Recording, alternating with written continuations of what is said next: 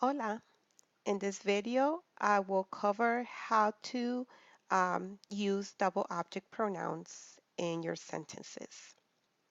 So the sentence that we are going to use is Miguel dio el libro a María. So the first thing that I want you to do is identify parts of your sentence, beginning with the verb. So in this sentence, the verb is dio or to give. We're going to label it with a V for verb. And the reason I want you to identify the verb is because right after the verb, usually you will find your direct object. Remember that the direct object receives the action of the verb. So in this case, el libro would be your direct object. D-O. And the indirect object will follow the direct object. It is the to whom or for whom in the sentence. So indirect object. Okay, so now that we know what parts of the sentence that we're looking at, we can go ahead and look at the pronouns that would replace the direct object and the indirect object. So for the direct object, you have four choices. You have to ask two questions. Is this noun masculine or feminine, singular or plural? And a good indication is the ending of your noun and the article used for that noun. In this case, we have el libro tells us that it's singular and masculine.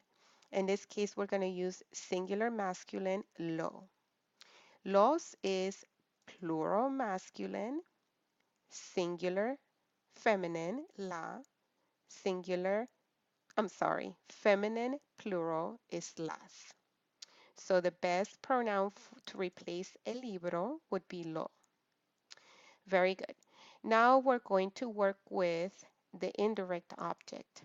To whom or for whom will always be a person. If you notice your pronouns in English, you have me, you, him, her, us, all of you, or them. So the pronouns in Spanish would be me, te, le, nos, os, and les. Okay?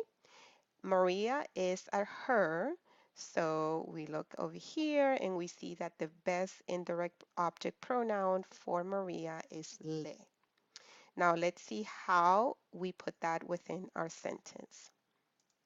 So just to give you some ideas, in English, Michael gave the book to Mary.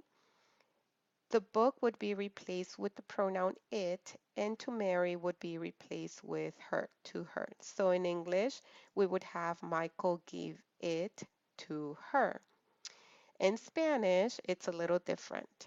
Okay, so first of all, we're going to take those pronouns and we're going to move them before the verb. If you notice, we have moved the verb to the end of the sentence. That's why it's important to know where your verb is.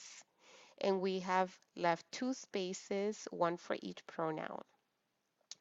Another thing that you need to know is that we're going to place the indirect object pronoun first and the direct second. Another way to look at it is to keep, let me go back into the previous sentence, to keep the pronoun that's closest to the verb, closer to the verb even when you move it before. Okay? So if we go to the next slide, we see that we have the pronouns. Let me go back a little bit. We have lo and le. And in the second sentence, we have placed it, but we have reversed the order. So we have indirect, direct. Okay? So that's how you would place your pronouns in the new sentence. So you have your subject, your pronouns, and you end with the verb.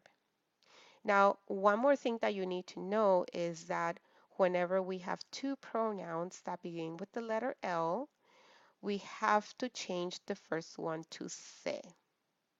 So instead of Miguel le lo dio, which sounds a little awkward, we're going to say Miguel se lo dio in that order.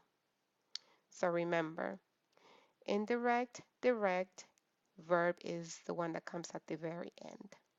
So make sure that you do a screenshot or write down all of the pronouns that you will be using so that you know where to place them in your new sentence and which ones to use. Okay?